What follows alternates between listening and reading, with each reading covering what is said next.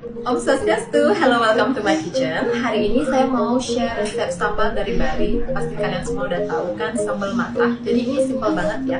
Bahannya cuma bawang merah, cabai, bawang putih, kecombrang, serai, buah limau, dan di sini saya juga ada kaldu jamur, garam, minyak kelapa. Iris bawang merah tipis, cincang bawang putih halus, iris cabai, cincang serai, saya pakai bagian dalam karena lebih soft. Iris tipis kecombrang. Lalu masukkan semuanya di bowl, tambahkan garam, kaldu, buah limau, aduk rata, dan tambahkan minyak. Aduk kembali. Jadi deh, selamat mencoba!